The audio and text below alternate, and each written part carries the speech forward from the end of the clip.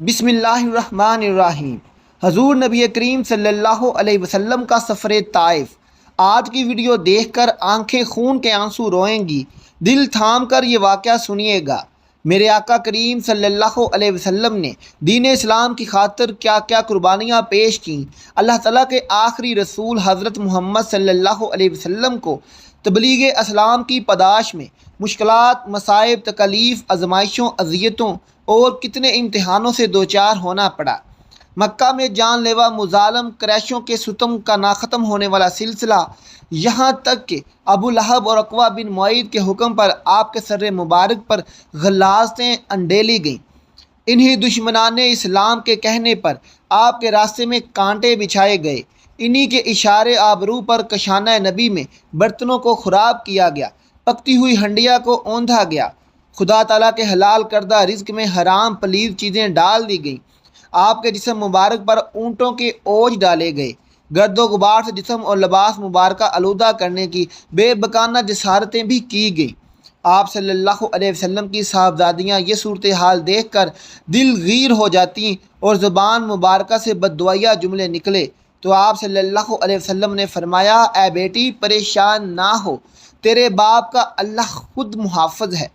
गोया जुल्म सितम, अज़ियत, तकलीफ़, ज़हनी कुफ़र और जिस्मानी तशद्दुद और गैर इंसानी बर्ताव आपसे बढ़ता गया, लेकिन इन सब कुछ के बावजूद आपके सब्र तहम्मुल, अफ़्व दरगुज़र, ज़ब्तो बर्दाश्त और इस्तक़लाल में ज़रा बराबर भी कमी नहीं आई। जब मक्का के बच्चे बच्चे दुश्मनी करने से ना बचे तो आप सल्लल्लाहु अलैहि वसल्लम ने मक्का से बाहर की तरफ नज़र दौड़ाई और ताइफ की तरफ सफ़र का इरादा फरमाया। ताइफ मक्का से तकरीबन 40 मील के फासले पर खूबसूरत वादी ज़रखेज़ बागात और पहाड़ों से मज़ीद इलाका है। मक्का के सरदारों ने यहाँ कोठियाँ बना रखी थीं। कबीला सफ़ीर यहाँ आबाद था। ये अरब का ताकतवर कबीला था। कुरैश की इस कबीले से रिश्तेदारियाँ भी थीं। यहाँ 3 भाई अब्दुल्लिल, मसूद और हबेब इस कबीले के सरदार थे। बस्ते नबवी सल्लल्लाहु अलैहि वसल्लम के 10वें साल शवाल का महीना था। आप सल्लल्लाहु अलैहि वसल्लम फरीज़े तबलीग के लिए गालबन पैदल यहाँ पहुँचे। आप सल्लल्लाहु अलैहि वसल्लम के हमरा हज़रत ज़ैद बिन हारिसा रज़ी अल्लाह तआला अन्हा भी थे। 10 दिन यहाँ क़याम फरमाया। अवाम ख्वास के सामने दीन इस्लाम पेश किया। मुअज़्ज़िनीन इलाके के मकानों पर तशरीफ़ ले गए और इन्हें दावत इस्लाम कबूल करने को कहा, लेकिन सब ने बेरुखी का मुज़ाहरा किया। आखिरकार आप सल्लल्लाहु अलैहि वसल्लम यहाँ के सरदारों के पास तशरीफ़ ले गए और इनके सामने अपने आने का मकसद वाज़िया फरमाया। लेकिन इन बदकिस्मतों की बदकिस्मती तो देखिए कि इन्होंने आपकी दावत को ना सिर्फ ठुकराया बल्कि नहायत गुस्ताखाना रवैया अपनाते हुए आपका मजाक भी उड़ाया। आप सल्लल्लाहु अलैहि वसल्लम को तंज़िया चबोते हुए अल्फाज कहा, अगर खुदा ताला ने तुझे रसूल बनाकर भेजा है तो वो खाना काबा की इज़्ज़त पामाल कर रहा है। दूसरे ने नबती कसते हुए कहा, अल्लाह को तेरे अलावा और कोई नहीं मिला जिसे वो रसूल बनाकर भेजता।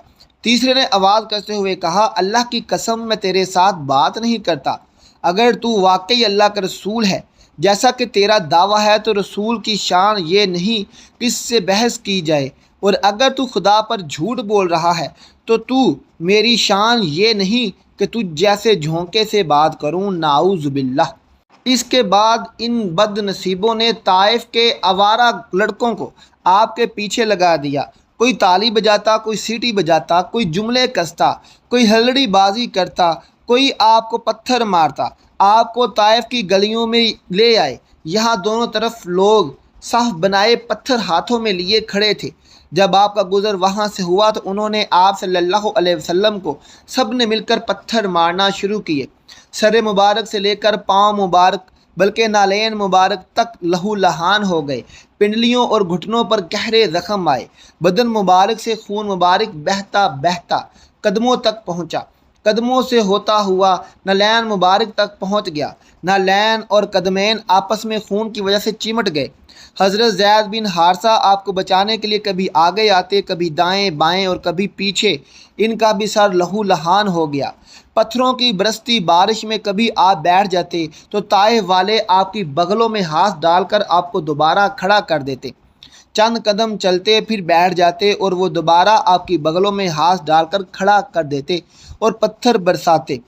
لگتا ہے جب کوئی کنکر بدن پر دین کی خاطر تو مجھ کو وادی طائف کے پتھر یاد آتے ہیں۔ جب آپ بے ہوش ہو کر گر پڑے تو حضرت زید بن حارثہ نے آپ کو اٹھایا، قریب ہی کچھ پانی تھا وہاں لے گئے تاکہ خون کے دھبے دھوئیں۔ کچھ دیر بعد طبیعت کچھ سنبھلی تو قریب میں ایک باغ تھا اور انگور کی سایہ دار بیل کے نیچے تھوڑی دیر لیٹ گئے اور مبعوث برحق کی بارگاہ میں عبد حق پرست بنا کر مانے جات دعا میں مشغول ہو گئے۔ آپ کے سوز و گدا، تڑپ اور درد اور زخموں کے ٹیسٹ سے نالائق فریاد میں وہ تاثیر پیدا کی جس سے عرش بری طرح کانپ اٹھا۔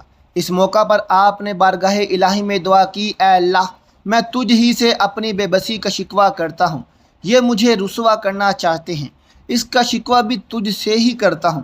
اے سارے مہربانوں سے زیادہ مہربان، اے میرے پروردگار، آپ مجھے کن کے حوالے کر رہے ہیں جو مجھ سے دور ہے، جو مجھ سے منہ چڑھا کر بات کرتے ہیں۔ اے اللہ، اگر تو مجھ سے ناراض نہیں اور اگر مجھ پر تیرا عطا نہیں تو مجھے کسی بھی بات کی پرواہ نہیں۔ اے خداوند عالم، تیری عفیت کا دامن بہت وسیع ہے۔ اے اللہ، میں پناہ مانگتا ہوں اس سے کہ مجھ پر تیرا غضب بڑھے یا عذاب نازل ہو۔ تجھ ہی کو منانا ہے اور اس وقت تک منانا ہے جب تک تو راضی نہ ہو جائے۔ پھر یہاں سے اٹھے اور نکل کر سارے پہاڑی کے سامنے اوپر نظر اٹھائی۔ بادل نے آپ پر سایہ کیا ہوا تھا۔ بادل پر نظر جمائی تو اس میں جبرائیل امین جلوہ افروز تھے اور عرض کی، یا رسول اللہ صلی اللہ علیہ وسلم، اللہ پاک نے سن لیا، دیکھ لیا آپ نے جو کچھ فرمایا، انہوں نے جیسا سلوک کیا۔ اللہ تعالیٰ نے سن لیا، دیکھ لیا آپ نے جو فرمایا، انہوں نے جیسا سلوک کیا، سب دیکھ لیا۔ یہ میرے ساتھ ملک الجوال پہاڑوں کی نگرانی پر مقرر فرشتہ موجود ہے، آپ حکم دیجئے یہ تعمیل کریں گے۔ ملک الجوال نے عرض کی، مجھے اللہ تعالیٰ نے بھیجا ہے، آپ جو چاہیں حکم کریں، میں تعمیل کروں، آپ حکم کریں، میں مکہ کے دونوں طرف کے پہاڑوں کو ملا کر ان تمام بے ادبوں اور گستاخوں کو پیس دوں۔ آپ صلی اللہ علیہ وسلم آزمائش کے دہرائے پر کھڑے تھے۔ ایک آزمائش اہل طائف نے آپ پر ظلم و ستم کے پہاڑ توڑے تو دوسری آزمائش کے جبرائیل امین اور ملک الجوال ان کو پیس ڈالنے کی فرمائش کے منتظر کھڑے ہیں۔ پہلا امتحان تھا صبر، تحمل و برداشت اور استقلال کا، دوسرا امتحان تھا دعوی رحم و کرم کا، فراخی و حوصلہ اور وسط و ظرفی کا۔ اللہ کریم نے آپ کو دونوں میں کامیاب فرمایا۔ دریا دلی والے دل رحمت میں کرم کی ایک موج اٹھی اور اہل طائف کی قسمت کے سفینے کو پار لگا دیا۔ فرشتوں کو جواب دیا، اگر یہ بدنصیب ایمان نہیں لائے تو کیا ہوا، میں ان کے آنے والی نسل سے ہرگز نا امید نہیں ہوں۔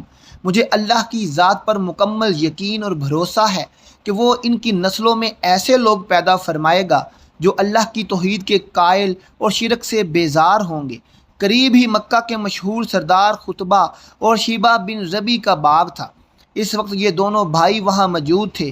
انہیں غیرت آئی کہ ہمارے شہر کے ایک معزز شخص کے ساتھ طائف والوں نے بہت نارواں سلوک کیا۔ غیرت تو آئی لیکن شرم پھر بھی نہیں آئی، اخلاق کی ہمت پیدا نہیں ہوئی کہ خود آ کر آپ سے بات چیت کرتے۔